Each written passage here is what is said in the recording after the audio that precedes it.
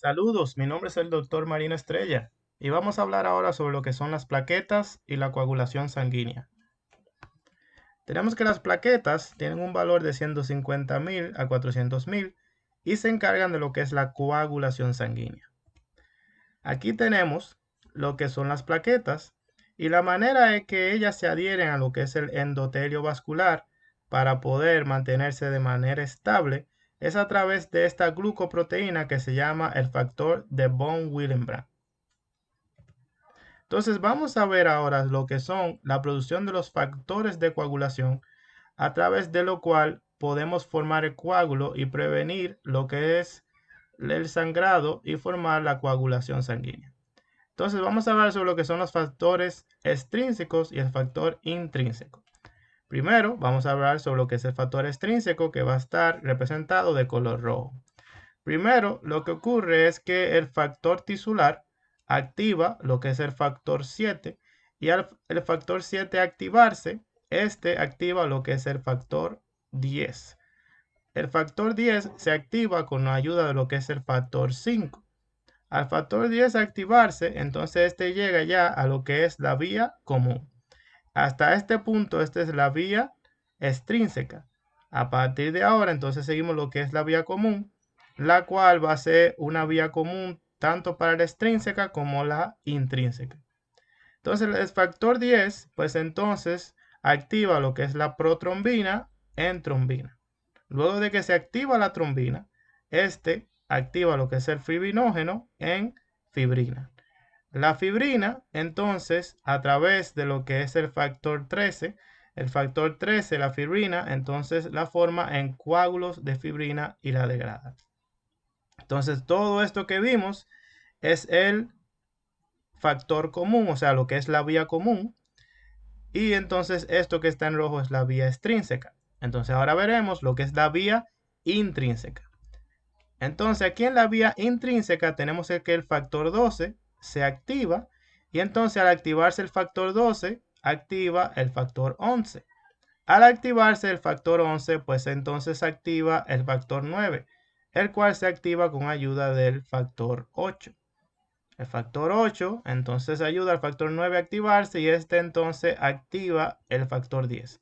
Y es por esto que la negra es la vía común, la roja es la extrínseca que se activa ante una lesión vascular y entonces comienza a producir toda esta cascada para producirse lo que es el factor de coagulación.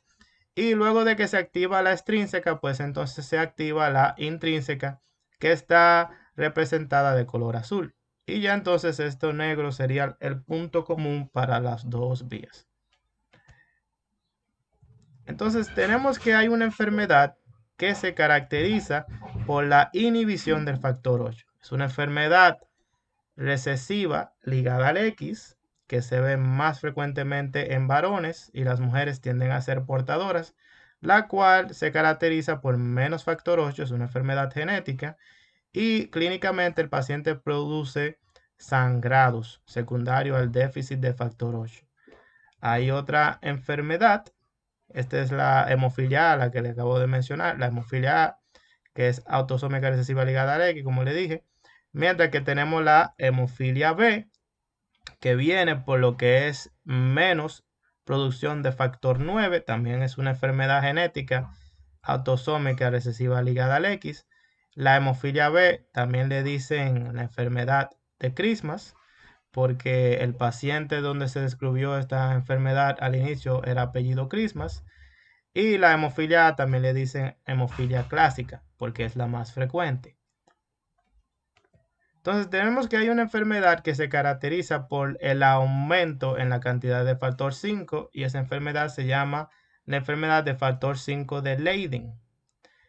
Hay otras, hay unos factores de coagulación que son los que están apareciendo aquí en X, que ven aquí, este factor 7, el factor 10 y la protrombina. Todos estos factores son dependientes de vitamina K. Entonces, todos estos factores, al ser dependientes de vitamina K, pueden ser inhibidos por lo que es la warfarina, la cual inhibe lo que es la vitamina K, y entonces inhibe por lo tanto los factores de coagulación dependientes de vitamina K, como son los factores 7, factor 10 y la protrombina. Por otro lado, tenemos que podemos inhibir lo que son los coágulos de fibrina con medicamentos como lo que se llaman los trombolíticos. Dentro de los trombolíticos tenemos la RTPA, también llamado alteplasa o reactivador del plasminógeno tisular. Estos medicamentos, tanto la warfarina como lo que es el RTPA, son medicamentos que se utilizan como anticoagulantes, son medicamentos para inhibir la coagulación y se utilizan en enfermedades donde tenemos trombos, donde tenemos coágulos, ¿ok? Como por ejemplo trombosis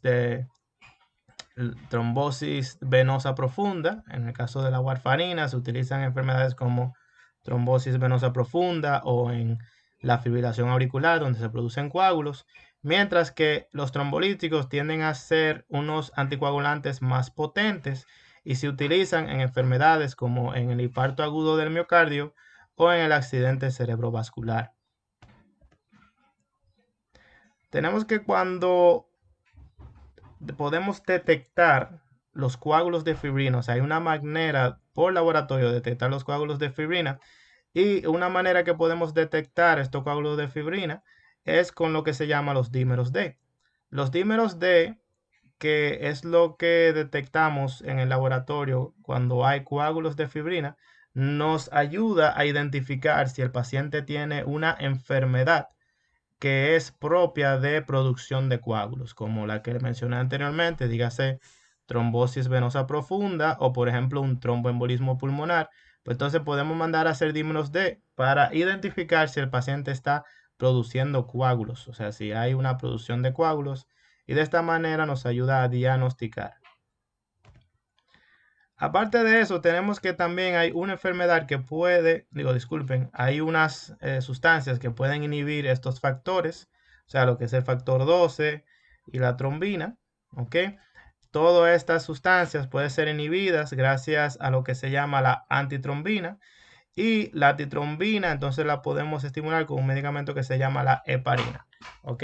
Heparina en cuanto a la terapéutica, podemos encontrar heparina de alto peso molecular que ya realmente no se está utilizando, o heparina de bajo peso molecular como lo que es la enoxaparina. Ok, entonces para nosotros poder medir lo que es la función de lo que es la coagulación sanguínea, utilizamos lo que es el tiempo de protrombina y el tiempo parcial de tromboplastina, dígase PT o TP en inglés y PTT o TPT en español. Ok, entonces el tiempo de protrombina normalmente es de 11 a 13 segundos e indica la función de la vía extrínseca. Y el PTT o tiempo parcial de tromboplastina indica la función de la vía intrínseca y la vía común y va de 22 a 34 segundos. Tenemos que cuando hay una prolongación del PT, a menudo es causado por el uso de warfarina, que inhibe los factores 2, 7, 9 y 10, que son dependientes de la vitamina K. O sea que cuando hay una prolongación del PT y el paciente está utilizando vitamina K, pues entonces podemos sugerir que se debe disminuir la dosis de la warfarina, por ejemplo, o quitar el uso de ese medicamento.